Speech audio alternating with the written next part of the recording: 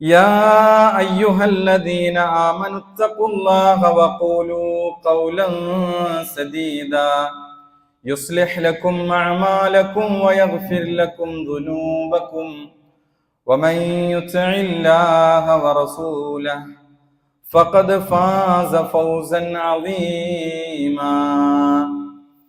بسم الله الرحمن الرحيم. وأنكحوا الأيام منكم والصالحين من عبادكم وإمائكم إن يكونوا فقراء يغنهم الله من فضله والله واسع عليم.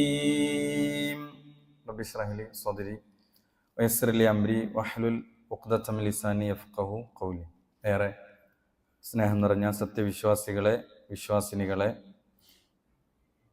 നാം ഏവരെയും സൃഷ്ടിക്കുകയും പരിപാലിക്കുകയും സദാസമയവും നമ്മെ അതിസൂക്ഷ്മമായി കാണുകയും അറിയുകയും കേൾക്കുകയും ചെയ്യുന്ന അല്ലാഹു സുബ്ഹാനഹു വ തആലയുടെ മുഴുവൻ വിധിവിലക്കുകളും നിയമ നിർദ്ദേശങ്ങളും ജീവിതത്തിൻ്റെ എല്ലാ രംഗത്തും പ്രത്യേകിച്ച് നമ്മുടെ സ്വകാര്യ ജീവിതങ്ങളിലെല്ലാം കാത്തു സൂക്ഷിക്കണേ എന്ന് എന്നോടെന്ന പോലെ ഓരോരുത്തരെയും ഓർമ്മപ്പെടുത്തുകയാണ്, വസിയത്ത് ചെയ്യുകയാണ്. മനുഷ്യ ജീവിതം നമുക്കറിയാം മറ്റു ജീവികളിൽ നിന്ന് ഏറെ വ്യത്യസ്തരാണ്.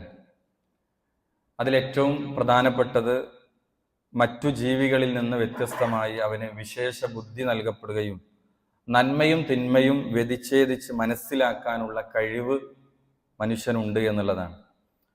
ഏതൊരു കാര്യങ്ങൾ എടുത്തു പരിശോധിച്ചാലും മറ്റു ജീവജാലങ്ങളെപ്പോലെ അല്ല മനുഷ്യൻ എന്നുള്ളതാണ്. മനുഷ്യന് പ്രത്യേകമായി നമ്മൾ ഖുതുബകൾ, അതേപോലെ തന്നെ ഉത്ബോധനങ്ങൾ, വിശുദ്ധ ഖുർആനിന്റെ ആയത്തുകൾ എന്തുകൊണ്ട് മനുഷ്യനോട് പ്രത്യേകമായി കാര്യങ്ങൾ സംസാരിക്കുന്നു എന്ന് ചോദിച്ചാൽ മനുഷ്യ ജീവിതത്തിന് കൃത്യമായ ഒരു ലക്ഷ്യമുണ്ട്. മനുഷ്യൻ മറ്റു ജീവജാലങ്ങളെപ്പോലെ അവര് മരണത്തോടുകൂടെ അവസാനിക്കുന്നതല്ല, മറിച്ച് മരണാനന്തരം അവന് ജീവിതമുണ്ട്. ആ ജീവിതത്തിലേക്ക് ഈ ദുനിയാവിലെ അവന്റെ ജീവിതം കൃത്യമായി വിചാരണ ചെയ്യപ്പെടും എന്നത് തന്നെയാണ്. ഇവിടെ നമ്മളെല്ലാം പറയുന്ന ഒരു കാര്യമാണ്, മനുഷ്യ ജീവിതം എന്ന് പറയുന്നത് ഒരു പരീക്ഷണമാണ്. വിശുദ്ധ ഖുർആൻ സൂറത്തുൽ ഇൻസാൻ 76-ാം അധ്യായം സൂറത്തുൽ ഇൻസാനിന്റെ തുടക്കത്തിൽ അല്ലാഹു സുബ്ഹാനഹു വ തആല മനുഷ്യ സൃഷ്ടിപ്പുമായി ബന്ധപ്പെട്ട് പറഞ്ഞ ഭാഗത്ത് കൃത്യമായി നാം അവനെ പരീക്ഷിക്കുകയാണ് എന്നാണ് അള്ളാഹു പറഞ്ഞത്. ഇന്നാ ഖലഖ്നൽ ഇൻസാന മിൻ നുത്ഫത്തിൻ, തീർച്ചയായും മനുഷ്യനെ നാം ഇന്ദ്രിയത്തുള്ളിയിൽ നിന്ന്, ഒരു ബീജഗണത്തിൽ നിന്ന് നാം അവനെ സൃഷ്ടിച്ചുണ്ടാക്കിയിരിക്കുന്നു. അംഷാജിൻ, കൂടിച്ചേർന്നുണ്ടായ, നബ്തലീഹി, നാം അവനെ പരീക്ഷിക്കുകയാണ്, പരിശോധിക്കുകയാണ്. ഫജഅൽനാഹു സമീഅൻ ബസീറ, അവന് കേൾവിയും കാഴ്ചയും നാം നൽകുകയും ചെയ്തു എന്നാണ്. അപ്പോൾ ഈ ലോക ജീവിതം പരീക്ഷണമാണ് എന്ന് നമ്മളെല്ലാം പറയുമ്പോൾ തന്നെ ഇത് വിജയകരമായി ഈ ജീവിതം മുന്നോട്ട് കൊണ്ടുപോകാൻ, മനുഷ്യന്റെ യഥാർത്ഥ വിജയത്തിന് വേണ്ടി മനുഷ്യൻ എന്തു ചെയ്യണം, മനുഷ്യന്റെ ജീവിതത്തിന്റെ വിജയം എങ്ങനെ സാധ്യമാകും, അതാരാണ് പറയേണ്ടത്? മനുഷ്യരല്ല പറയേണ്ടത്. മനുഷ്യ നിർമ്മിതമായ പ്രത്യയശാസ്ത്രങ്ങളും ഇസങ്ങളുമല്ല മനുഷ്യ ജീവിതത്തിന്റെ വിജയവും മനുഷ്യ ജീവിതം എങ്ങനെ മുന്നോട്ട് കൊണ്ടുപോകണം എന്ന് പറയേണ്ടത്. മറിച്ച് മനുഷ്യനെ സൃഷ്ടിച്ച, മനുഷ്യന്റെ മനസ്സറിയുന്ന, മനുഷ്യന്റെ റബ്ബായ അല്ലാഹു സുബ്ഹാനഹു വ തആലയാണ് ആ നിയമങ്ങളെല്ലാം പറയേണ്ടത്. മനുഷ്യൻ എങ്ങനെ ജീവിക്കണമെന്നും അവന്റെ ജീവിതത്തിൽ ഏറ്റവും വലിയ വിജയം എങ്ങനെ സാധ്യമാകുമെന്ന് ലോകത്തിന്റെ സൃഷ്ടാവാണ് പറയേണ്ടത്. ഇവിടെ ഇസ്ലാം മനുഷ്യ ജീവിതത്തിന്റെ വിജയത്തിനു വേണ്ടി ധാരാളം കാര്യങ്ങൾ വിശുദ്ധ ഖുർആനിലൂടെ, പ്രവാചകൻ സല്ലല്ലാഹു അലൈഹി വസല്ലമയുടെ വചനങ്ങളിലൂടെ നമ്മളെ പഠിപ്പിച്ചു. ഇങ്ങനെയാണ് പോവേണ്ടത്, നിർബന്ധമായും ഇന്ന കാര്യങ്ങൾ ചെയ്യണം, അതേപോലെ ഇന്ന കാര്യങ്ങൾ നിഷിദ്ധമാണ് എന്നൊക്കെ കൃത്യമായി വഹീന്റെ അടിസ്ഥാനത്തിൽ മഹാനായ പ്രവാചകൻ സല്ലല്ലാഹു അലൈഹി വസല്ലമ നമുക്ക് പഠിപ്പിച്ചു തരികയാണ്. ഇവിടെ ഉത്തമ സമൂഹ സൃഷ്ടിയുടെ തുടക്കമായ വിവാഹം എന്ന് പറയുന്ന വളരെ സുപ്രധാനമായ ഒരു കാര്യം അല്ലാഹു സുബ്ഹാനഹു വ തആല മനുഷ്യനോട് അവന്റെ ജീവിതത്തിൽ ഒരു പ്രത്യേകമായ സമയം, ഒരു പ്രായം, ഒരു ഘട്ടം എത്തുമ്പോൾ അവിടെ എതിർലിംഗത്തോട് തോന്നുന്ന ആ ഇഷ്ടത്തെ, ആ അനുഭൂതിയെയും അനുരാഗത്തെയും ഇസ്ലാം മനുഷ്യന്റെ ജന്മപ്രകൃതിയിൽ അല്ലാഹു നിശ്ചയിച്ചു വെച്ച ഈ വൈകാരികതയെ വിവാഹത്തിലൂടെ, കൃത്യമായ നിയമങ്ങളിലൂടെ മുന്നോട്ടു പോകണം എന്നതാണ് ഇസ്ലാം മനുഷ്യനെ പഠിപ്പിക്കുന്നത്. എന്നാൽ ഇത്തരം ഒരു കാര്യത്തെ പല രൂപത്തിലാണ് ലോകത്ത് മനുഷ്യർ ഇത്തരം കാര്യങ്ങളെ സമീപിച്ചിരിക്കുന്നത്. നമുക്കറിയാം, അല്ലാഹു സുബ്ഹാനഹു വ തആല മനുഷ്യന്റെ ജന്മപ്രകൃതിയിൽ നിശ്ചയിച്ചു വെച്ച അത്ഭുതകരമായ ഒരു കാര്യമാണ് ഒരാണിന് പെണ്ണിനോട്, പെണ്ണിന് ആണിനോട് തോന്നുന്ന ആ ഇഷ്ടവും അനുഭൂതിയും അനുരാഗവുമെല്ലാം. അത് മനുഷ്യന്റെ ജന്മപ്രകൃതിയിൽ ലോകത്തിന്റെ സൃഷ്ടാവ് നിശ്ചയിച്ചു വെച്ചതാണ്. ഏതുപോലെ ആകാശത്ത് സൂര്യൻ ഉദിക്കുന്നത് പോലെ, കടലിലെ തിരമാലകൾ അലതല്ലും പോലെ മനുഷ്യന്റെ ജന്മപ്രകൃതിയിൽ അള്ളാഹു നിശ്ചയിച്ച ഈ വൈകാരികതയെ ലോകത്ത് മനുഷ്യർ പല രൂപത്തിലാണ് അതിനെ സമീപിച്ചത്. 3 രൂപത്തിലാണ് മനുഷ്യർ ഈ ഒരു കാര്യത്തെ സമീപിച്ചിരിക്കുന്നത്. അതിൽ ഒന്നാമത്തത് ബ്രഹ്മചര്യമാണ്, തബത്തുൽ എന്നതാണ്. വിവാഹമേ വേണ്ടതില്ല എന്ന കാര്യമാണ്. വിവാഹം കഴിക്കാതിരിക്കൽ ത്യാഗമല്ല എന്നാണ് പ്രവാചകൻ പഠിപ്പിക്കുന്നത്. നഹാ റസൂലുള്ളാഹി സ്വല്ലല്ലാഹു അലൈഹി വസല്ലം, സഹാബികൾ പറയാണ്, റസൂലുള്ളാഹി സ്വല്ലല്ലാഹു അലൈഹി വസല്ലം അനി തബത്തുൽ, ബ്രഹ്മചര്യത്തെ പ്രവാചകൻ വിരോധിച്ചു, നിഷിദ്ധമാക്കിയിരിക്കുന്നു എന്നുള്ളതാണ്. മാത്രമല്ല, വിവാഹം എന്നത് വിവാഹത്തിലൂടെയാണ്, പ്രവാചകന്മാരുടെ ചര്യയാണത് എന്നും വിശുദ്ധ ഖുർആൻ നമ്മളെ പഠിപ്പിക്കുന്നുണ്ട്. വിശുദ്ധ ഖുർആനിലെ സൂറത്തുർ റഅദിലെ 38-ാമത്തെ ആയത്തിൽ അല്ലാഹു സുബ്ഹാനഹു വ തആല പറയാണ്, വലഖദ് അർസൽനാ റുസുലം മിൻ ഖബലിക വജഅൽനാ ലഹും അസ്വാജം വദുർരിയ്യ, തീർച്ചയായും താങ്കൾക്ക് മുമ്പ് നാം റസൂലുമാരെ നിയോഗിച്ചിട്ടുണ്ട്. വജഅൽനാ ലഹും അസ്വാജം വദുർരിയ്യ, അവർക്ക് നാം ഭാര്യമാരെയും സന്താനങ്ങളെയും നൽകിയിട്ടുണ്ട്. ഈ ആയത്തിൽ നിന്ന് നമുക്ക് പ്രവാചകന്മാരെല്ലാം ഈ നിലക്ക് വിവാഹ ജീവിതത്തിലൂടെ കടന്നുപോയവരാണ്. അതേപോലെ തന്നെ മക്കളുണ്ടായിട്ടുണ്ട്, ഈ നിലക്ക് കടന്നുപോയവരാണ്. എന്നാൽ വിവാഹ ജീവിതത്തിൽ നിന്ന് ഒളിച്ചോടി തഖ്വ കൈവരിക്കാനല്ല ഇസ്ലാം പറഞ്ഞത്. പ്രവാചകൻ സല്ലല്ലാഹു അലൈഹി വസല്ലമയുടെ അടുക്കലേക്ക് വന്ന 3 വ്യക്തികളുടെ ഒരു സംഭവം ഹദീസുകളിൽ നമുക്ക് കാണാം. ആ 3 വ്യക്തികൾ പറഞ്ഞത് എന്താണ്? ഞാനിനി രാത്രി ഉറങ്ങുകയില്ല, രാത്രി പൂർണ്ണമായും നമസ്കരിക്കുമെന്ന് പ്രതിജ്ഞ ചെയ്തു. പ്രവാചകന്റെ ജീവിതത്തെ പറ്റി അവർ കേട്ടുപഠിച്ച് അത്തരം ഒരു തീരുമാനമെടുത്തു പോവാണ്. പ്രവാചകൻ വീട്ടിലില്ല. രണ്ടാമത്തത് ഒരാൾ പറഞ്ഞു, മറ്റൊരു സഹാബി പറഞ്ഞത് ഞാൻ എല്ലാ ദിവസവും ഇനി നോമ്പനുഷ്ഠിക്കുമെന്നാണ്. മൂന്നാമത്തെ സഹാബി പറഞ്ഞത് വിവാഹം കഴിക്കാതെ ഞാൻ ഇബാദത്തുകളിൽ മുഴുകുമെന്നാണ്. എന്റെ ആത്മീയതക്ക് തടസ്സം നിൽക്കുന്ന വിവാഹം, ഭാര്യ, മക്കൾ എന്നതൊന്നുമില്ലാതെ പൂർണ്ണമായും അള്ളാഹുവിന് വഴിപ്പെട്ട് ജീവിക്കും എന്ന തീരുമാനമെടുത്ത് പോവുകയാണ്. പ്രവാചകൻ അവരെ 3 പേരെയും വിളിപ്പിച്ചു. എന്നിട്ട് പ്രവാചകൻ സല്ലല്ലാഹു അലൈഹി വസല്ലം അവരോട് ചോദിച്ചു, നിങ്ങൾ ഇങ്ങനെ ഇപ്രകാരമൊക്കെ നിങ്ങൾ പറഞ്ഞിട്ടുണ്ടോ? റസൂലുള്ളാഹി സ്വല്ലല്ലാഹു അലൈഹി വസല്ലം പറഞ്ഞു, മാ ബാലു അഖ്വാമിൻ, എന്താണ് ഈ കൂട്ടരുടെ അവസ്ഥ? ഖാലു കദാ വകദാ, അവർ ഇങ്ങനെയൊക്കെ പറയുന്നുണ്ടല്ലോ. ലാകിന്നി ഉസല്ലി, എന്നാൽ ഞാൻ നമസ്കരിക്കാറുണ്ട്. വ അനാം, ഞാൻ ഉറങ്ങാറുണ്ട്. വ അസൂമു, ഞാൻ നോമ്പെടുക്കാറുണ്ട്. വ ഉഫ്തിറു, ഞാൻ ഭക്ഷിക്കാറുമുണ്ട്. വ അതസവ്വജു നിസാ, ഞാൻ സ്ത്രീകളെ വിവാഹം കഴിച്ചിട്ടുണ്ട്. എന്നിട്ടാണ് പ്രവാചകൻ അവർക്ക് ഇസ്ലാമിന്റെ ഒരു കൃത്യമായ നിലപാട് പഠിപ്പിച്ചു കൊടുത്തത്. ഫമൻ റഗിബ അൻ സുന്നത്തി ഫലൈസ മിന്നി, എന്റെ സുന്നത്തിനോട്, എന്റെ ചര്യയോട്, ആ ചര്യയിൽ നിന്ന് ആരെങ്കിലും തെറ്റിപ്പോയാൽ അല്ലെങ്കിൽ അതിനോട് വിമുഖത കാണിച്ചാൽ ഫലൈസ മിന്നി, അവൻ നമ്മിൽപ്പെട്ടവനല്ല, എന്നിൽപ്പെട്ടവനല്ല എന്ന് പ്രവാചകൻ സല്ലല്ലാഹു അലൈഹി വസല്ലമ കൃത്യമായി പഠിപ്പിക്കുകയാണ്. അതുകൊണ്ട് തന്നെ ഒരിക്കലും വിവാഹം കഴിക്കാത്ത അവസ്ഥയെ ഇസ്ലാം പ്രോത്സാഹിപ്പിക്കുന്നില്ല. വിവാഹത്തിലൂടെ, കുടുംബ ജീവിതത്തിലൂടെ അവൻ തഖ്വയും സൂക്ഷ്മതാബോധവും കൈവരിക്കാനാണ് ഇസ്ലാം പഠിപ്പിച്ചത്. ഇതാണ് ഒന്നാമത്തെ തെറ്റായ ഒരു രീതി. രണ്ടാമത്തത് വഴിവിട്ട ലൈംഗികതയുടെ വഴി സ്വീകരിച്ച ആളുകളാണ്. വിവാഹത്തിന്റെയും അതേപോലെ തന്നെ അത്തരം അതിർവരമ്പുകൾ നിശ്ചയിക്കേണ്ടതില്ല, തോന്നിയതുപോലെ ആ നിലക്ക് വഴിവിട്ട ലൈംഗികതയെ സ്വീകരിച്ച ആളുകളെയാണ്. പാറി നടക്കും പറവകളൊന്നും വേളി കഴിച്ചിട്ടില്ല എന്ന ഭൗതികവാദികളുടെ പാട്ടിനെ അന്വർത്ഥമാക്കി ജീവിച്ച ആളുകൾ എന്തായിരുന്നു? യൂറോപ്പിലും പാശ്ചാത്യൻ നാടുകളിലും അതിന്റെ റിസൾട്ടുകൾ എന്തായിരുന്നു? ഇത്തരം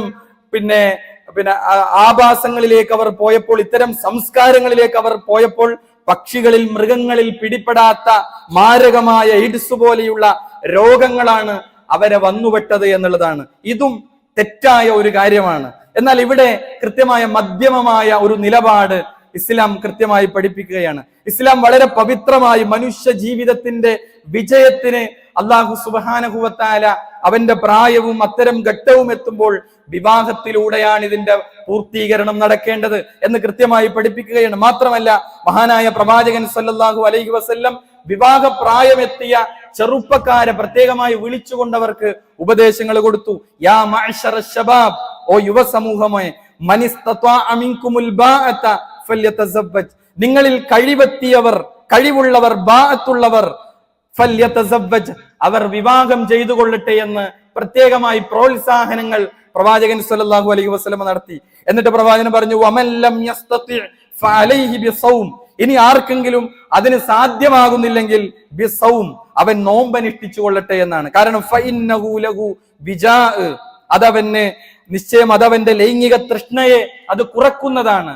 ആ നിലക്കവൻ നോമ്പനുഷ്ഠിച്ച് മുന്നോട്ട് പോകട്ടെ. അപ്പൊ വിവാഹത്തെ പ്രോത്സാഹിപ്പിക്കുകയാണ് യഥാർത്ഥത്തിൽ ഇസ്ലാം ചെയ്യുന്നത്. ഇവിടെ നമുക്കറിയാം, പ്രയാസം നേരിടുന്ന ആളുകളെ പോലും അവരെ വിവാഹം കഴിപ്പിക്കൽ അത് രക്ഷിതാക്കളുടെ മാത്രം ഉത്തരവാദിത്തമല്ല, ഒരു സമൂഹത്തിന്റെ കൂടി ഉത്തരവാദിത്തമാണ് എന്നാണ് വിശുദ്ധ ഖുർആൻ പഠിപ്പിക്കുന്നത്. വിശുദ്ധ ഖുർആനിലെ സൂറത്ത് നൂറിലെ 32-ാമത്തെ ആയത്തിൽ അല്ലാഹു സുബ്ഹാനഹു വ തആല പ്രത്യേകം ആവശ്യപ്പെടുകയാണ്, വഅൻകിഹുൽ അയാമാ മിൻകും വസ്വാലിഹീന മിൻ ഇബാദിക്കും വഇമായിക്കും, നിങ്ങളിൽ നിന്ന് വിവാഹപ്രായമെത്തിയ സ്ത്രീ പുരുഷന്മാർ, അതേപോലെ തന്നെ നിങ്ങളിലെ അവിവാഹിതരായ ആളുകൾ, അടിമകളിലെ സ്വാലിഹീങ്ങളായ ആളുകൾ, അവരെ നിങ്ങൾ വിവാഹം കഴിപ്പിക്കണം. വിശുദ്ധ ഖുർആനിന്റെ നിർദ്ദേശമാണ്. ഇത് കേവലം മാതാപിതാക്കളോട് മാത്രമുള്ളതല്ല, സമൂഹത്തിലെ ഓരോരുത്തരോടും അത്തരം പ്രായമെത്തിയ ആളുകളെ നിങ്ങൾ വിവാഹം കഴിപ്പിക്കണം, അവർക്ക് വിവാഹത്തിനുള്ള അവസരങ്ങൾ ഉണ്ടായിക്കൊടുക്കണം.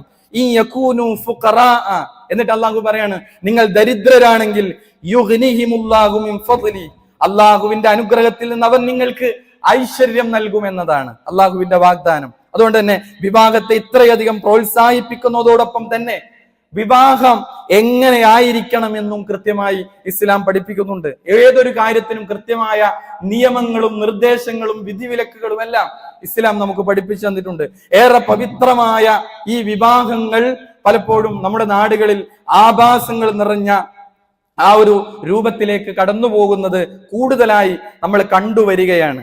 അവിടെ ഇസ്ലാം പഠിപ്പിക്കുന്നത് ഏറ്റവും നല്ല ഹൈറായ വിവാഹം ഏതാണ്?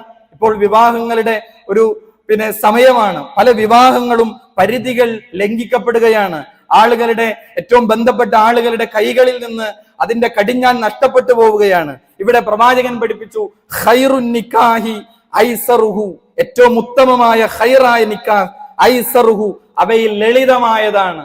അപ്പോൾ ഏറ്റവും നല്ല കല്യാണം ഏതാണ് എന്ന് ചോദിച്ചാൽ പ്രവാചകൻ നമുക്ക് ഉത്തരം പറഞ്ഞു തന്നു, ഏറ്റവും ലളിതമായ വിവാഹമാണോ എങ്കിൽ അതാണ് ഏറ്റവും ഖൈറായ വിവാഹം എന്ന് പ്രവാചകൻ സല്ലല്ലാഹു അലൈഹി വസല്ലമ നമുക്ക് പഠിപ്പിച്ചു തരികയാണ്. ഇവിടെ ഈ ഹദീസുകളെ വിശദീകരിക്കുമ്പോൾ പണ്ഡിതന്മാർ നമുക്ക് പഠിപ്പിച്ചു തരുന്നത് ഇവിടെ മഹർ മാത്രമല്ല, മഹറും അതേപോലെ തന്നെ വിവാഹത്തിലെ മറ്റു ചിലവുകളും ലളിതമാക്കുക എന്നത് ഈ ഹദീസിന്റെ പരിധിയിൽ വരുമെന്ന് പണ്ഡിതന്മാർ കൃത്യമായി നമുക്ക് പഠിപ്പിച്ചു തരികയാണ്. അതുകൊണ്ട് സഹോദരങ്ങളെ, ഇന്നത്തെ വിവാഹം ഏറെ നമ്മൾ വളരെ പ്രയാസകരമായി ഈ ഉമ്മത്തിലെ മുസ്ലിം ഉമ്മത്തിലെ വിവാഹങ്ങൾ മാറുന്നു എന്നത് നമ്മളെ ഏറെ വേദനിപ്പിക്കുന്ന കാര്യമാണ്. സംസ്കാരത്തിന്റെ സകല സീമകളെയും പൊളിച്ചെഴുതുന്ന രൂപത്തിലാണ് ആധുനിക കല്യാണങ്ങൾ, വിവാഹങ്ങൾ നമ്മൾ കണ്ടുകൊണ്ടിരിക്കുന്നത്. വികൃതമായ കോലങ്ങളിലാണ്. ഏറെ പവിത്രമായ ഒരു വ്യക്തിയുടെ ജീവിതത്തിലെ ഏറ്റവും പ്രധാനപ്പെട്ട ഒരു ടേണിംഗ് പോയിന്റ് ആണ്, ജീവിതത്തിൽ ഒരു പുതിയ ഘട്ടത്തിലേക്ക് കടക്കാനിരിക്കുന്ന ആ പവിത്രമായ സമയം പ്രാർത്ഥനയോടെ, തവക്കുലോടെ, അള്ളാഹുവിന്റെ പ്രീതിയും തൃപ്തിയും ആഗ്രഹിക്കേണ്ട ആ പ്രത്യേകമായ ഒരു സന്ദർഭത്തിൽ എന്താണ് നടക്കുന്നത്? വധൂവരന്മാർ എഴുന്നള്ളിക്കുന്ന രൂപം, പ്രത്യേകിച്ച് നമ്മുടെ നാടുകളിലൊക്കെ, നമ്മുടെ ജില്ലയിലൊക്കെ പല ഭാഗങ്ങളിലും നമ്മൾ സോഷ്യൽ മീഡിയയിലൊക്കെ പലപ്പോഴും കണ്ടതാണ്. കഴുതപ്പുറത്ത് വന്നതും JCBയിൽ വന്നതും മയ്യത്തു കട്ടിലിൽ വരെ. നമ്മൾ എപ്പോഴാണ് മയ്യത്ത് കട്ടിലിൽ ഉപയോഗിക്കാറുള്ളത്? മരിച്ചുപോയ ആളുകളെ പള്ളിയിലേക്കും ഖബർസ്ഥാനിലേക്കും കൊണ്ടുപോകാനാണ്. എന്നാൽ അവിടെ അതിനെപ്പോലും പരിഹാസ്യമാക്കി തീർക്കുന്ന രൂപത്തിലേക്ക് പുതിയ തലമുറ എന്ത് ചെയ്യാണ്? ഇത്തരം ആഭാസങ്ങളിലേക്ക് കടക്കുകയാണ്. അതേപോലെ പടക്കം, ഉഗ്ര ശബ്ദമുള്ള അത്തരം ഭീതിപ്പെടുത്തുന്ന ശബ്ദകോലാഹലങ്ങൾ, സ്വന്തം അപ്പുറത്തുള്ള അയൽവാസികൾക്ക് പ്രയാസപ്പെടുത്തുന്ന രൂപത്തിൽ. അവിടെ ഏതൊക്കെ തരത്തിലുള്ള രോഗികളുണ്ട്? ക്യാൻസർ പേഷ്യന്റ് ഉണ്ട്, കിഡ്നി രോഗികളുണ്ട്, ചെറിയ കുട്ടികളുണ്ട്. അവരെല്ലാം പ്രയാസപ്പെടുത്തുന്ന രൂപത്തിൽ ഉഗ്ര ശബ്ദമുള്ള വലിയ പടക്കങ്ങളാണ് പലപ്പോഴും വിവാഹവുമായി ബന്ധപ്പെട്ട് അതിന്റെ തലേ ദിവസങ്ങളിലൊക്കെ വിവാഹ വീടുകളിൽ നിന്ന് പൊട്ടിക്കപ്പെടുന്നത് എന്നുള്ളതാണ്. അത്തരം ഒരുപാട് കാര്യങ്ങൾ നമുക്ക് അത് ആളുകൾ പോകുന്ന വഴികൾ പലപ്പോഴും ഇതിന്റെ പേരിൽ തടസ്സപ്പെടുകയാണ്. ആളുകൾ അത് സംസാരിക്കുന്നു. നമ്മുടെ ഈ സമുദായത്തെയും ഈ ഉമ്മത്തിനെയുമാണ് അവർ എന്ത് ചെയ്യുന്നത്? കുറ്റപ്പെടുത്തുന്നത്. അതേപോലെ തന്നെ സംഗീതത്തിന്റെ, അതേപോലെ തന്നെ നൃത്തവും ആഭാസവും സ്ത്രീ പുരുഷ കൂടിക്കലരിലും എല്ലാം വിവാഹ വേദികളിൽ സ്ഥിരമായ കാഴ്ചകളായി നമ്മൾ ഇന്ന് കാണുകയാണ്. കുറച്ചൊക്കെ ദീനീ ബോധമുള്ള ആളുകൾ പോലും അത്തരം കുടുംബങ്ങളിൽ പോലും നമ്മുടെ നിയന്ത്രണങ്ങളിൽ നമ്മുടെ കയ്യിൽ നിന്ന് വിട്ട് ആ നിലക്കുള്ള പൂർണ്ണമായ അഴിഞ്ഞാട്ടങ്ങൾ നമ്മൾ ഇത്തരം രംഗങ്ങളിൽ കണ്ടുകൊണ്ടിരിക്കുകയാണ്. അതേപോലെ തന്നെ പുതിയ പുതിയ ഓരോ നാടുകളിലും പുതിയ പുതിയ ട്രെൻഡുകളാണ് വിവാഹത്തിന്റെ പേരിൽ നമ്മൾ കണ്ടുകൊണ്ടിരിക്കുന്നത്. ഇപ്പോൾ കേൾക്കാനിടയായത് ഈ തമ്പോല കളി എന്ന് പറയുന്ന പൈസ വെച്ചുള്ള കളികൾ വരെ തലേ ദിവസങ്ങൾ നേരം പുലരുവോളം, അത് പെൺകുട്ടികൾ പോലും അവര് വീടിന്റെ അകത്തളങ്ങളിൽ ഇരുന്ന് പ്രത്യേകം പണം വെച്ച് അതിന് കല്യാണത്തിന്റെ സാധനങ്ങൾ പർച്ചേസ് ചെയ്യുമ്പോൾ പ്രത്യേകമായ അതിനുള്ള ബോർഡുകൾ, അതിനുള്ള പ്രത്യേകമായ സാധനങ്ങൾ വാങ്ങിച്ചിട്ടാണ് എന്ത് ചെയ്യണത്, കല്യാണത്തിന്റെ സാധനങ്ങളുടെ കൂട്ടത്തിൽ ഇത് വാങ്ങി പണം വെച്ച് പ്രത്യേകമായ കളികൾ നമ്മൾ കാണുന്നു. അതേപോലെ തന്നെ കല്യാണ പെണ്ണിനെ അന്യ പുരുഷന്മാർക്ക് മുമ്പിൽ ആസ്വാദനത്തിന്റെ ചരക്കായി അണിയിച്ചുരക്കുന്ന അത്തരം മുസ്ലിം കുടുംബങ്ങളിലെ കല്യാണങ്ങൾ നമ്മൾ കാണുന്നു. പെൺകുട്ടികൾ പൂർണ്ണമായി വസ്ത്രം ധരിക്കാത്ത, അതേപോലെ തന്നെ ആണുങ്ങളുടെ മുമ്പിൽ പ്രദർശിപ്പിക്കുന്ന അവസ്ഥകൾ നമ്മൾ കണ്ടുകൊണ്ടിരിക്കുകയാണ്. ഇവിടെ നമുക്ക് ഓരോരുത്തർക്കും ഇതിൽ വലിയ റോളുകൾ നമുക്ക് നിർവഹിക്കാനുണ്ട്. ഇവിടെ നമുക്ക് വധൂവരന്മാർക്കും അല്ലാത്തവർക്കും ഒപ്പം അന്യ പുരുഷന്മാർ, അന്യ സ്ത്രീകൾ നിന്ന് ഫോട്ടോയും വീഡിയോയും എടുക്കുന്നത് നമ്മൾ വ്യാപകമായി കണ്ടുവരികയാണ്. അതുകൊണ്ട് തന്നെ സഹോദരങ്ങളെ, ഇത്തരം സന്തോഷ സുദിനത്തിലെ അതിരുവിട്ട പ്രകടനങ്ങൾ, അത് മരണം വരെ സംഭവിച്ച സംഭവങ്ങൾ, വാർത്തകൾ നമ്മൾ കേട്ടതാണ്. അതേപോലെ തന്നെ അവിടെ വിവാഹങ്ങൾ മുടങ്ങിപ്പോയ സംഭവങ്ങൾ ഇത്തരം പ്രശ്നങ്ങളുടെ വിഷയത്തിൽ നമ്മൾ കേട്ടതാണ്. അതുകൊണ്ട് തന്നെ ഇത്തരം എല്ലാ ധൂർത്തുകളും വിവാഹ രംഗത്ത് നമുക്ക് ഒഴിവാക്കാൻ സാധിക്കേണ്ടതുണ്ട്. ഇതിന്റെ ഓരോ രംഗത്തും, വിവാഹത്തിന്റെ ഓരോ രംഗത്തും ഇത്തരം ആഭാസങ്ങൾ നമ്മൾ കണ്ടുവരികയാണ്. ഇവിടെ നമ്മൾ വിവാഹ രംഗത്തെ ധൂർത്ത് നമ്മൾ അത് തീർത്തും ഒഴിവാക്കേണ്ടതാണ്. അവിടെ മിതത്വവും വിശുദ്ധ ഖുർആൻ കൃത്യമായി നമുക്ക് പറഞ്ഞു തന്ന സൂറത്തുൽ ഇസ്രായിലെ 27-ാമത്തെ ആയത്തിൽ അല്ലാഹു സുബ്ഹാനഹു വ തആല പറഞ്ഞു, നമ്മുടെ കല്യാണങ്ങൾ ധൂർത്തുകളിലാണ്. അതിന്റെ ഭക്ഷണത്തിന്റെ കാര്യത്തിലാണെങ്കിലും എല്ലാം ഇസ്രാഫ് നിറഞ്ഞതായി നമ്മൾ കാണുന്നു. വിശുദ്ധ ഖുർആനിൽ അല്ലാഹ് പറയാണ്, ഇന്നൽ മുബദ്ദിരീന കാനൂ ഇഖ്വാനശ് ശയാത്തീൻ, തീർച്ചയായും ദുർവ്യയം ചെയ്യുന്നവർ, മുബദ്ദിരീങ്ങൾ, അവർ പിശാചിന്റെ കൂട്ടാളികളാണ്. വകാന ശൈത്വാനു ലിറബ്ബിഹി കഫൂറ, തീർച്ചയായും പിശാച് റബ്ബിനോട് ഏറ്റവും നന്ദി കെട്ടവനാണ്. അതുകൊണ്ട് തന്നെ വളരെ ലളിതമായി നടക്കേണ്ട വിവാഹം എന്ന് കേൾക്കുമ്പോൾ ഒരു പെൺകുട്ടിയുടെ പിതാവിന്റെ മനസ്സിലേക്ക് വരുന്നത് വലിയ ഭാരമാണ് അയാൾക്ക് ഫീൽ ചെയ്യുന്നത്. ആരാണ് ഉണ്ടാക്കിയത്? ഇസ്ലാമിൽ ഒരിക്കലും വിവാഹം ഒരു ഭാരമല്ല. നമ്മുടെ സമൂഹത്തിൽ ഉണ്ടാക്കിയ ചില നാട്ടു നടപ്പുകളിലൂടെ അത് ഭാരമായി വന്നതാണ്, സമൂഹം ഉണ്ടാക്കി തീർത്തതാണ്. ഒരിക്കലും ഇസ്ലാം വിവാഹം ഭാരമായി നിശ്ചയിക്കുന്നില്ല. അവിടെ വിവാഹത്തിന് ഇസ്ലാമിലെ വിവാഹം ശരിയാകണമെങ്കിൽ എന്താണ് അവിടുത്തെ നിബന്ധനകൾ? അവിടെ ഒരു മഹർ നിശ്ചയിച്ച് വരനും അതേപോലെ തന്നെ വധുവിന്റെ പിതാവ് വലിയും അവരെന്ത് ചെയ്യുന്നു, 2 സാക്ഷികളെ സാന്നിധ്യത്തിൽ അവർ നടക്കുന്ന കൈമാറ്റ പ്രക്രിയ, ഈ മഹർ നിശ്ചയിച്ച് നിങ്ങൾക്ക് ഞാൻ വിവാഹം ചെയ്തു തന്നു, ഞാൻ സ്വീകരിച്ചു എന്ന് പറഞ്ഞാൽ അതോടുകൂടെ ഇസ്ലാമിലെ വിവാഹം സാധുവായി. വേറൊന്നും അവിടെ ആവശ്യമില്ല എന്നുള്ളതാണ്. എന്നാൽ അതിന്റെ അപ്പുറത്ത് ഇസ്ലാം പറഞ്ഞ വലീമ പറഞ്ഞിട്ടുണ്ട്. ഇസ്ലാം അവിടെ സുന്നത്തായി പഠിപ്പിച്ച പല കാര്യങ്ങളുമുണ്ട്. അവിടെ നിന്നെല്ലാം അതിരുവിട്ടുള്ള ഇത്തരം സമീപനങ്ങൾ നമുക്ക് എങ്ങനെ ഒഴിവാക്കാൻ പറ്റുമെന്ന് ചോദിച്ചാൽ നമ്മളെല്ലാം ഒരു കുടുംബനാഥന്മാരായിരിക്കും. അപ്പൊ നമുക്ക് കൃത്യമായി ഒരു സ്റ്റേണായ നിലപാട് ഇത്തരം വിഷയങ്ങളിൽ നമുക്കുണ്ടാകും. അതേപോലെ നമ്മുടെ നിയന്ത്രണാധികാരത്തിൽ ഉള്ള അത്തരം സംഭവങ്ങൾക്ക് കൃത്യമായി നമുക്ക് എന്ത് ചെയ്യാൻ പറ്റണം? അതിനെ മൻ റആ മിൻകും മുൻകറൻ ഫൽയുഗയ്യിറുഹു ബിയദിഹി എന്ന പ്രവാചകൻ സല്ലല്ലാഹു അലൈഹി വസല്ലമയുടെ ഹദീസ്, നിങ്ങൾ ഒരു തിന്മ കാണുമ്പോൾ കൈ കൊണ്ട് തടയുക, നാവ് കൊണ്ട് തടയുക, അതല്ലെങ്കിൽ ഹൃദയം കൊണ്ട് വെറുക്കുകയെങ്കിലും ചെയ്യുക എന്ന പ്രവാചകൻ സല്ലല്ലാഹു അലൈഹി വസല്ലമയുടെ വചനം നമ്മൾ പ്രത്യേകമായി ശ്രദ്ധിക്കേണ്ടതുണ്ട്. നമുക്കറിയാം, കഴിഞ്ഞ വർഷങ്ങൾക്ക് മുമ്പ് കോവിഡ് വന്ന സമയത്ത് എങ്ങനെയാണ് നമ്മൾ വിവാഹം കഴിച്ചത്? നമ്മൾ പല വിവാഹങ്ങൾക്കും പോയത്, വിരളിലെണ്ണാവുന്ന ആളുകൾ മാത്രമാണ് വിവാഹ സുദിനത്തിൽ പങ്കെടുത്തത്. അത് ആ നിയമത്തെ പേടിച്ചിട്ടാണെങ്കിലും വിവാഹം ആ രൂപത്തിലും ആകാമെന്ന് നമുക്ക് ആ കാലഘട്ടത്തിൽ തെളിയിച്ചു. മാത്രമല്ല, അന്ന് വിവാഹം കഴിഞ്ഞവരെല്ലാം സന്തോഷകരമായി ഇന്ന് അവരുടെ ജീവിതം മുന്നോട്ട് പോകുന്നുമുണ്ട്.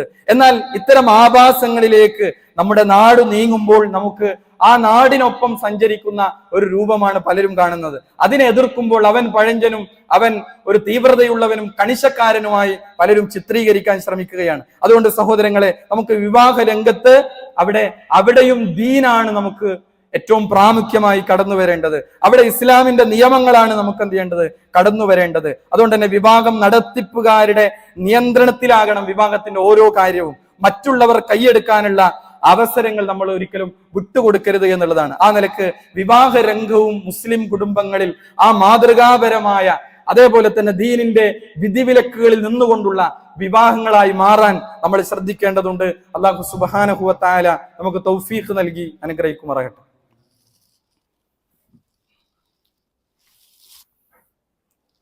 അൽഹംദുലില്ലാ വസ്സലാത്തു വസ്സലാമു അലാ റസൂലില്ലാ വഅലാ ആലിഹി വസഹ്ബിഹി അജ്മഈൻ അമ്മാ ബഅദ്. അല്ലാഹു സുബ്ഹാനഹു വ തആലയുടെ വിധിവിലക്കുകൾ, നിയമനിർദ്ദേശങ്ങൾ ജീവിതത്തിൻ്റെ എല്ലാ രംഗത്തും പാലിച്ച് പകർത്തിക്കൊണ്ട് ജീവിക്കണേ എന്ന് ഒരിക്കൽ കൂടി ഓർമ്മപ്പെടുത്തുകയാണ്, വസിയത്ത് ചെയ്യുകയാണ്. നമുക്കറിയാം, വിവാഹത്തിൻ്റെ പൂർണ്ണമായ ചിലവ് അത് ഇസ്ലാം പഠിപ്പിക്കുന്നത് പുരുഷനാണ് എന്നുള്ളതാണ്. പുരുഷൻ മഹർ നൽകിയാണ് സ്ത്രീയെ വിവാഹം കഴിക്കേണ്ടത്, നടക്കേണ്ടത് എന്നാണ്. എന്നാൽ പലപ്പോഴും നമ്മുടെ നാടുകളിൽ ഇന്നും നിലനിൽക്കുന്ന കാര്യമാണ് സ്ത്രീയുടെ പിതാവിൽ നിന്ന് സ്ത്രീധനം വാങ്ങുന്നതും അവരുടെ പിതാവിന് അധിക ചെലവുണ്ടാക്കുന്നതും. അതൊരിക്കലും മാന്യതയുള്ള മാന്യന്മാർക്ക് യോജിച്ച പണിയല്ല. അത് നിഷിദ്ധമായി തന്നെ നമ്മൾ അതിനെ മനസ്സിലാക്കേണ്ടതുണ്ട്. അതേപോലെ ചിലവ് വഴിക്കുന്ന വിഷയത്തിൽ പുരുഷന്മാർ സ്ത്രീയുടെ മേൽ ആധിപത്യം ഉള്ളവരാണ് എന്ന് വിശുദ്ധ ഖുർആനിന്റെ കൃത്യമായ നിർദ്ദേശമാണ്. സൂറത്തു നിസായിലെ 34-ാമത്തെ ആയത്തിൽ അല്ലാഹു സുബ്ഹാനഹു വ തആല പറഞ്ഞു, അർ-റിജാലു ഖവ്വാമൂന അലൻ-നിസാഇ ബിമാ ഫദ്ദലല്ലാഹു ബഅദഹും അലാ ബഅദിൻ വബിമാ അൻഫഖൂ മിൻ അംവാലിഹിം. പുരുഷന്മാർ സ്ത്രീകളുടെ മേൽ നിയന്ത്രണാധികാരമുള്ളവരാകുന്നു. മനുഷ്യരിൽ ഒരു വിഭാഗത്തിന് മറുവിഭാഗത്തെക്കാൾ അല്ലാഹു കൂടുതൽ കഴിവ് നൽകിയത് കൊണ്ടും പുരുഷന്മാർ അവരുടെ ധനം ചെലവഴിച്ചത് കൊണ്ടുമാണത്. അപ്പൊ പുരുഷനാണ് നിയന്ത്രണാധികാരം കൊടുത്തത്. അവിടെ ചെലവഴിക്കേണ്ട പൂർണ്ണ ഉത്തരവാദിത്തം പുരുഷനാണ് ഇസ്ലാം ഏൽപ്പിച്ചു കൊടുത്തത് എന്നുള്ളതാണ്. എന്നാൽ അവിടെ വിശുദ്ധ ഖുർആൻ കൃത്യമായി പറഞ്ഞു, ഇവിടെ ഓരോരുത്തരുടെയും കഴിവനുസരിച്ച് സാധ്യമാകുന്നത്ര മഹ്റു നൽകിയാൽ മതി എന്നാണ്. പ്രവാചകൻ സല്ലല്ലാഹു അലൈഹി വസല്ലമയുടെ കാലത്ത് അവിടെ അത്രയും ദാരിദ്ര്യത്തിൽ മുന്നോട്ട് പോകുന്ന സഹാബികൾ അവിടെ ഇരുമ്പിന്റെ മോതിരമെങ്കിലും മഹർ നൽകാനില്ലേ എന്ന് ചോദിച്ച സംഭവങ്ങൾ നമുക്ക് ഹദീസ് ഗ്രന്ഥങ്ങളിൽ കാണാനാകും. അത് സാധ്യമാകാത്ത വ്യക്തിയോടാണ് പ്രവാചകൻ സല്ലല്ലാഹു അലൈഹി വസല്ലമ ഖുർആൻ പഠിപ്പിച്ചു കൊടുക്കാൻ മഹറായി അത് നിശ്ചയിക്കാൻ റസൂലുള്ളാഹി സ്വല്ലല്ലാഹു അലൈഹി വസല്ലം ആവശ്യപ്പെട്ടത്. അത്രയും ദാരിദ്ര്യമായ അവസ്ഥകളിൽ നിന്ന് വിവാഹത്തിന്റെ സാധ്യതകൾ, അതിന്റെ മഹറിന്റെ ഏറ്റവും ചുരുങ്ങിയ അവസ്ഥകൾ ഇസ്ലാം പ്രവാചകൻ സല്ലല്ലാഹു അലൈഹി വസല്ലം പഠിപ്പിച്ചു കൊടുക്കുകയാണ്. എന്നാൽ ഓരോരുത്തരുടെയും കഴിവിനനുസരിച്ചുള്ള മഹർ നൽകണം. മഹർ ആഭരണം നൽകലാണ് നല്ലത്, അല്ലാത്തതും മഹറായി നൽകാം എന്നുള്ളതാണ്. ഇവിടെ നമ്മൾ മനസ്സിലാക്കേണ്ടത്, വിവാഹവുമായി ബന്ധപ്പെട്ട് നമുക്ക് അതിന്റെ ഏറ്റവും പ്രധാനപ്പെട്ട ഒരു കാര്യമാണ് പെണ്ണു കാണൽ. അതിന്റെ മുമ്പ് വരെയുള്ള കാര്യങ്ങൾ, അതിന് മുന്നോടിയായിട്ടുള്ള കാര്യങ്ങളിൽ പോലും ഇത്തരം ആഭാസങ്ങളും ധൂർത്തുകളും ഒക്കെ നമ്മൾ കണ്ടുവരികയാണ്. വിവാഹത്തിന്റെ ആദ്യ പ്രക്രിയയാണ് ഒരു വധുവും വരനും പരസ്പരം കാണുക എന്നുള്ളത്. നമുക്കറിയാം, ഇസ്ലാമിൽ ആണും പെണ്ണും അവർ അന്യരായ ആളുകൾ നോക്കാൻ പാടില്ല, നിഷിദ്ധമാണ്, ഹറാമാണ്. എന്നാൽ വിവാഹ സമയത്ത് രണ്ട് കുടുംബങ്ങളിലുള്ള ആളുകൾ ഒന്നിച്ചു ചേരുമ്പോൾ ആ വിവാഹത്തിന് മുന്നെയായി അവർ കാണണം എന്ന് ഇസ്ലാം പഠിപ്പിക്കുന്നു. അവിടെ സംസാരിക്കണം എന്ന് പഠിപ്പിക്കുന്നു. എന്നാൽ പിന്നീട് ഞാൻ കണ്ടിട്ടില്ല എന്ന് പറയുന്ന അവസ്ഥയുണ്ടാകരുത്. കൃത്യമായി ആലോചിക്കുകയും കാണുകയും സംസാരിക്കുകയും ഒക്കെ ചെയ്ത് അവിടെ വധുവിന്റെയും വരന്റെയും എല്ലാം അഭിപ്രായങ്ങളിൽ നിന്നാണ് ഒരു വിവാഹം ഉറപ്പിക്കപ്പെടുക. എന്നാൽ അവിടെയും പലപ്പോഴും പുതിയാപ്പിളയുടെ കൂടെ പലപ്പോഴും അവന്റെ സുഹൃത്തുക്കൾ കടന്നു വരുന്നു. അവർക്ക് അവരുടെ പെണ്ണിന്റെ വീട്ടിലേക്ക് അതിഥികളായി പോകാൻ പാടില്ലേ, പറ്റും. പക്ഷേ അതല്ല അവിടെ സംഭവിക്കുന്നത്. ആ പെണ്ണിനെ അവന്റെ കൂടെ വന്നവരെല്ലാം കാണുന്ന ഏറ്റവും വൃത്തികെട്ട സംസ്കാരം പലപ്പോഴും നടക്കുന്നുണ്ട് എന്നുള്ളത് നമ്മളെ ഏറെ വേദനിപ്പിക്കുന്നതാണ്. കൂട്ടുകാർ കാണാൻ പാടില്ല, ഒപ്പം വന്നവർ അതിഥികൾ മാത്രമാണ്. അവന്റെ വാഹനത്തിൽ വന്ന് അവന്റെ കൂടെ തിരിച്ചു പോകാം. പക്ഷേ ആ പെണ്ണിനെ കാണേണ്ടത്, ആ പെണ്ണിനെ വിവാഹത്തിന് അവിടെ തയ്യാറായി നിൽക്കുന്ന പുതിയാപ്പിള മാത്രമാണ്. അവിടെ എല്ലാവരും കാണുക എന്നത് നമ്മൾ മാറ്റപ്പെടേണ്ട ഒരു കാര്യമാണ്. അതേപോലെ തന്നെ ഈ കാര്യങ്ങൾ, എൻഗേജ്മെന്റ് എന്ന ഭാരം ഈ അടുത്ത കാലങ്ങളിൽ നമ്മൾ കൂടുതലായി വ്യാപകമായി കണ്ടുവരുന്ന കാര്യങ്ങളാണ്. മറ്റു മതങ്ങളിലും മറ്റ് സംസ്കാരങ്ങളിൽ നിന്നുമൊക്കെ കടമെടുത്ത ഇത്തരം സംസ്കാരങ്ങൾ വിവാഹത്തെ പോലെ തന്നെ, അല്ലെങ്കിൽ വിവാഹത്തിനേക്കാൾ ഏറെ ചെലവ് വരുന്ന അവസ്ഥയിലേക്ക് സമൂഹം എന്തിയാണ്, ഇത്തരം കാര്യങ്ങളിലേക്ക് നീങ്ങുകയാണ്. അതുകൊണ്ട് തന്നെ ഇത്തരം കാര്യങ്ങളെല്ലാം ഗൗരവത്തിൽ നമ്മൾ കാണുകയും മാത്രമല്ല, വിവാഹാലോചന സമയത്ത് വിവാഹം അന്വേഷണങ്ങൾ നടക്കുമ്പോൾ എന്തിനാണ് നമ്മൾ പ്രാധാന്യം കൊടുക്കേണ്ടത്? എന്തിനാണ് നമ്മൾ ഇമ്പോർട്ടന്റ് കൊടുക്കേണ്ടത്? അവിടെ ദീനായിരിക്കണം നമ്മുടെ ഏറ്റവും വലിയ പരിഗണനയായി അവിടെ കടന്നു വരേണ്ടത്. വിവാഹത്തിലെ ഏറ്റവും വലിയ കാര്യം ഇവിടെ ഇസ്ലാമിക് പാരന്റിങ്, അവിടെ തർബിയത്തുൽ ഔലാദ് പഠിപ്പിക്കുമ്പോൾ പണ്ഡിതന്മാർ ആദ്യത്തെ ഒരു പോയിന്റായി പറയുന്നത് സ്വാലിഹത്തായ ഒരു ഉമ്മയെ തെരഞ്ഞെടുക്കുക എന്നുള്ളതാണ്. അത് എപ്പോൾ തെരഞ്ഞെടുക്കും? ഒരു സ്വാലിഹത്തായ ഉമ്മ. അവിടെ ദീനായിരിക്കണം പരിഗണന നൽകേണ്ടത്, അവിടെ മതബോധമായിരിക്കണം പരിഗണന നൽകേണ്ടത്. അതുകൊണ്ടാണ് നബി സല്ലല്ലാഹു അലൈഹി വസല്ലം പറഞ്ഞല്ലോ, തുൻകഹുൽ മർഅതു ലിഅർബഇൻ, ഒരു സ്ത്രീ വിവാഹം ചെയ്യപ്പെടുന്നത് 4 കാര്യത്തിന്റെ പേരിലാണ്. ലിമാലിഹ വലി ഹസബിഹ വലി ജമാലിഹ വലി ദീനിഹ. ഒന്ന് അവളുടെ സമ്പത്തിന്റെ പേരിൽ, അതേപോലെ തന്നെ അവളുടെ തറവാടിത്തം നോക്കി, അവളുടെ സൗന്ദര്യം നോക്കി, വലി ദീനിഹ അവളുടെ ദീന് നോക്കി. പ്രവാചകൻ പറഞ്ഞു ഫൽഫർ ബിദാത്തിദ്ദീൻ. ഇങ്ങനെയൊക്കെ നാട്ടിൽ നടക്കുന്നുണ്ട്. ഫൽഫർ ബിദാത്തിദ്ദീൻ, നിങ്ങൾ ദീനിന് മുഖ്യ പരിഗണന നൽകണം. തെരിബത്തിയതാ, നിന്റെ കൈ മണ്ണ് പുരളേണ്ടി വന്നാലും എന്ന് പറഞ്ഞാൽ എന്താണ്? ഒരൽപ്പം പ്രയാസപ്പെടേണ്ടി വന്നാലും ദീനിനാണ് പ്രാമുഖ്യം നൽകേണ്ടത് എന്നാണ്. കാരണം നമ്മുടെ മക്കളെ വളർത്തേണ്ടത് ആ സ്വാലിഹത്തായ ആ ഭാര്യയാണ്, ആ ഉമ്മയിലൂടെയാണ് ആ കുട്ടികൾ വളർന്നു വരേണ്ടത്. ആ സ്വാലിഹായ വാപ്പയിലൂടെയാണ് എന്റെ മക്കൾ വളർന്നു വരേണ്ടത് എന്ന ബോധമുള്ള ഒരു പിതാവ് മകൾക്ക് വിവാഹം അന്വേഷിക്കുമ്പോൾ അവന്റെ സൂക്ഷ്മതാബോധമാണ്, അവന്റെ മതബോധമാണ്. അവൻ സുബഹിക്ക് പള്ളിയിൽ വരുന്നുണ്ടോ? അവൻ ജമാഅത്തുകൾക്ക് നിഷ്ഠയുള്ള ആളാണോ? അവൻ മറ്റ് ഹറാമായ കാര്യങ്ങളിൽ ഇടപെടുന്നുണ്ടോ? ഇത്തരം ധാർമ്മികമായ അന്വേഷണങ്ങളാണ് നടക്കേണ്ടത്. പക്ഷെ പലപ്പോഴും ഇതൊന്നും ആരും നോക്കൂല. എന്നാൽ മറ്റുള്ള കാര്യങ്ങൾ, ഭൗതികമായ എത്ര സമ്പത്തുണ്ട്, എത്ര അതിന്റെ തറവാടിത്തമുണ്ട്, ഈ കാര്യങ്ങൾ നോക്കുകയും ദീൻ അതിന് ഇന്ന പ്രശ്നങ്ങൾ ഉണ്ട് എന്ന് പറയപ്പെട്ടാൽ പോലും അത് പിന്നീട് ശരിയാക്കാം എന്ന ഒരു നോർമലൈസ് ചെയ്തിട്ടാണ് ആളുകൾ പലപ്പോഴും പോകാറുള്ളത്. ആദ്യം പറഞ്ഞ 3 ഒരു പക്ഷേ നഷ്ടപ്പെട്ടു പോകും പാതി വഴികളിൽ. സൗന്ദര്യം, അതെന്തെങ്കിലും ഒരു അപകടം സംഭവിച്ചാൽ നഷ്ടപ്പെട്ടു പോകുന്നതാണ്. തറവാടിത്തം, അതേപോലെ തന്നെ സമ്പത്ത്.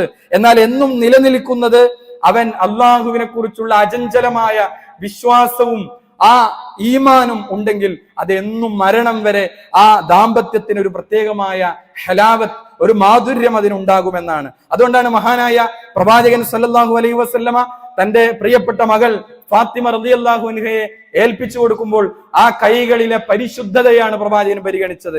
അലി ബിൻ അബീ ത്വാലിബ് എന്ന ആ ഏറെ സമ്പത്തിന്റെ ഉടമയല്ല, അദ്ദേഹത്തിന്റെ കൈകളിൽ ഏൽപ്പിക്കുമ്പോൾ പ്രവാചകൻ സല്ലല്ലാഹു അലൈഹി വസല്ലമ ആ ഈമാനിന്റെ തിളക്കമാണ് പ്രവാചകൻ അവിടെ പരിഗണിച്ചത് എന്നുള്ളതാണ്. അതുകൊണ്ട് തന്നെ നമുക്ക് ആ നിലക്ക് കൃത്യമായി ദീനീ ബോധമാണ്, സൽസ്വഭാവവും ധർമ്മനിഷ്ഠയുമാണ് നമ്മൾ അവിടെ പരിഗണിക്കേണ്ടത് എന്നുള്ളതാണ്.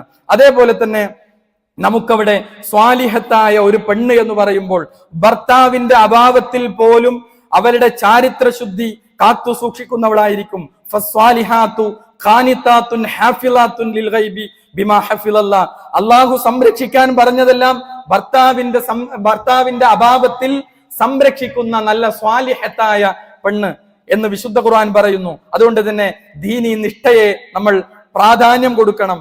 അത് നമുക്ക് അവിടെ പിഴച്ചാലാണ് ഇവിടെ വലിയ പ്രയാസങ്ങൾ നമുക്ക് കടന്നു വരുന്നത്. അതുകൊണ്ട് തന്നെ നമ്മൾ ഇത്തരം കാര്യങ്ങൾക്ക് എന്ത് ചെയ്യണം? അവൾ ഇസ്ലാമികമായ വസ്ത്രധാരണമാണോ? ഒരു പെണ്ണിനെ പറ്റി അന്വേഷിക്കുമ്പോൾ അവള് മഫ്ത ധരിക്കാറുണ്ടോ? ഇസ്ലാമിക ഡ്രസ് കോഡാണോ ധരിക്കാറുള്ളത്? അതേപോലെ തന്നെ ആദർശ പൊരുത്തം, ഇതെല്ലാം ഏറ്റവും പ്രധാനമാണ്. അല്ലെങ്കിൽ ജീവിതം, നമുക്കറിയാം നമ്മുടെ ഒരു വ്യക്തിയുടെ ജീവിതത്തിന്റെ ഏറ്റവും സുപ്രധാനമായി മരണം വരെ മുന്നോട്ട് പോകാനുള്ള ഒരു പ്രത്യേകമായ അവസ്ഥയാണ് ദാമ്പത്യം എന്ന് പറയുന്നത്. അതുകൊണ്ട് തന്നെ ജീവിതം കൊണ്ട് ഒരു പരീക്ഷണത്തിന് നമ്മൾ നിൽക്കരുത്. പിന്നീടാകാം എന്ന് നമുക്ക് ആർക്കാണ് പിന്നീടാകും എന്ന് ആർക്കാണ് ഉറപ്പ്? ഒരാൾക്ക് നന്മയുടെ വഴിയിലേക്ക് കടന്നു വരാനുള്ള തൗഫീഖ് അത് ലോകത്തിന്റെ സൃഷ്ടാവായ അല്ലാഹു സുബ്ഹാനഹു വ തആല കൊടുക്കേണ്ടതാണ്. ഹിദായത്ത്, നന്മയുടെ വഴി, അവന് അതാണ് ശരിയെന്ന് മനസ്സിലായി മുന്നോട്ട് പോകാനുള്ള ഒരു തൗഫീഖ് അല്ലാഹ് കൊടുക്കേണ്ടതാണ്. അത് നമുക്ക് കൊടുക്കാൻ കഴിയുന്നതല്ല, നമുക്ക് ആർക്കും എത്തിച്ചു കൊടുക്കാം. പക്ഷേ അത് എത്രത്തോളം അതിന് റിസൾട്ട് ഉണ്ടാകുമെന്ന് നമുക്ക് ആർക്കും അറിയില്ല. അതുകൊണ്ട് തന്നെ ഈ രംഗത്തുള്ള ആഭാസങ്ങളെ നമ്മൾ എന്ത് ചെയ്യണം? വളരെ കൃത്യമായി തിരിച്ചറിയുകയും അതിനെതിരെയുള്ള അത്തരം സംസാരങ്ങളും അത്തരം ഇടപെടലുകളും ഒക്കെ നമുക്ക് നമ്മളിൽ നിന്നുണ്ടാകണമെന്നാണ് സൂചിപ്പിക്കാനുള്ളത്. അല്ലാഹു സുബ്ഹാനഹു വ തആല എല്ലാ രംഗത്തും, പ്രത്യേകിച്ച് വിവാഹ രംഗങ്ങളിൽ ആ ദീൻ ഉൾക്കൊള്ളുകയും ആ ദീൻ ഉൾക്കൊണ്ട് മുന്നോട്ട് പോകാൻ അല്ലാഹു നമുക്ക് തൗഫീക്ക് നൽകുമാറാകട്ടെ. വിവാഹ രംഗത്ത് പലപ്പോഴും നമ്മുടെ ഫർളായ നിർബന്ധമായും നിർവഹിക്കേണ്ട നമസ്കാരങ്ങൾ ഒഴിവാക്കപ്പെടുന്നു എന്നതാണ്. ളുഹർ ഇല്ല, അസർ ഇല്ല, മഗ്രിബ് ഇല്ല, ഇശ ഇല്ല, അന്ന് ഫുൾ കല്യാണത്തിലാണ്. ളുഹറിന്റെ എല്ലാം ഖലായി, അവിടെ മുഴുവൻ കല്യാണത്തിലാണ് ആ ദിവസങ്ങൾ.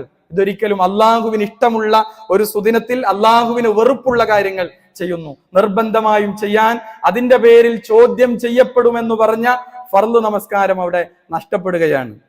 എന്നിട്ടെല്ലാം അവസാനം രാത്രി നിർവഹിക്കുന്ന അവസ്ഥ. ആരാണ് ഈ സംസ്കാരം നമ്മളെ പഠിപ്പിച്ചിരിക്കുന്നത്? വളരെ ശക്തമായി ഇതിനെതിരെ നമ്മുടെ കുടുംബങ്ങളിലും അതേപോലെ തന്നെ നമ്മുടെ ബന്ധപ്പെട്ടവരിലും നമുക്ക് ഓരോരുത്തർക്കും ബോധവൽക്കരണങ്ങൾ നൽകാൻ പറ്റും. നമ്മൾ നിൽക്കുന്ന പൊസിഷനിൽ നിന്നുകൊണ്ട് നമുക്ക് ഈ കാര്യങ്ങൾക്കെതിരെ സംസാരിക്കാൻ പറ്റും. അല്ലാഹു സുബ്ഹാനഹു വ തആല നമുക്ക് തൗഫീഖ് നൽകി അനുഗ്രഹിക്കുമാറാകട്ടെ. നമ്മിൽ നിന്ന് വന്നുപോയ ചെറുതും വലുതുമായ എല്ലാ തെറ്റുകുറ്റങ്ങളും അല്ലാഹു നമുക്ക് വിട്ടുപുറത്തു മാപ്പാക്കി തരുമാറാകട്ടെ. പ്രത്യേകമായി ഒരു കാര്യം അറിയിക്കാനുള്ളത്, ഈ ജൂലൈ 15-ാം തീയതി കണ്ണൂർ സ്റ്റേഡിയം കോർണറിൽ വെച്ച് ഒരു ജനകീയ പ്രതിരോധം സംഘടിപ്പിക്കുകയാണ്. പുതുതലമുറയിൽ കുത്തിവെക്കുന്ന മതനിരാസത്തിന്റെ ഒളിയ ജണ്ടകൾക്കെതിരെ, സമൂഹത്തെ നശിപ്പിക്കുന്ന ലിബറൽ സംസ്കാരത്തിനെതിരെ, പൊതുവിദ്യാലയങ്ങൾ പരീക്ഷണശാലകളാകുന്നതിനെതിരെ, അതേപോലെ തന്നെയുള്ള ഇത്തരം ആഭാസങ്ങൾക്കെതിരെയുള്ള ഒരു ജനകീയ പ്രതിരോധമാണ് 15-ാം തീയതി ചൊവ്വാഴ്ച 5 മണി മുതൽ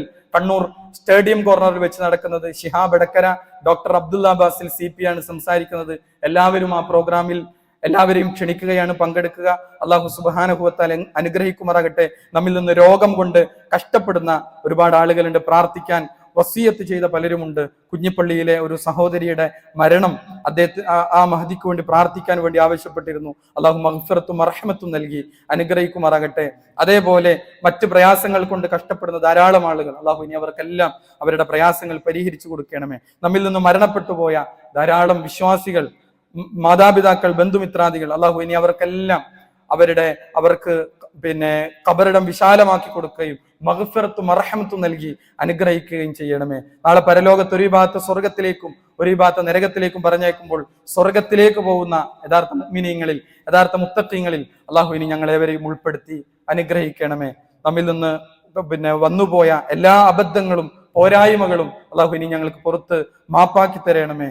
ലോകത്തിന്റെ വ്യത്യസ്ത ഭാഗങ്ങളിൽ പ്രയാസങ്ങളും പീഡനങ്ങളും അനുഭവിക്കുന്ന മുസ്ലിം ഉമ്മത്ത് അല്ലാഹു ഇനി അവർക്ക് നിർഭയത്വവും സമാധാനവും രക്ഷയും നൽകി അനുഗ്രഹിക്കണമേ. അല്ലാഹുമ്മ ഗ്ഫിർ ലിൽ മുഅ്മിനീന വൽ മുഅ്മിനാത്ത് വൽ മുസ്ലിമീന വൽ മുസ്ലിമാത്ത്. അല്ലാഹുമ്മ ഇന്നാ നസ്അലുക്കൽ ജന്ന. അല്ലാഹുമ്മ അജിർനാ മിനൻ നാർ. അല്ലാഹുമ്മ അഇസ്സൽ ഇസ്ലാമ വൽ മുസ്ലിമീൻ വഅദ്ദിൽ അശ്ശിർക വൽ മുശ്രിക്കീൻ. ربنا تقبل منا إنك أنت السميع العليم. ربنا آتنا في الدنيا حسنة وفي الآخرة حسنة وقنا عذاب النار. آمين آمين برحمتك يا أرحم الراحمين.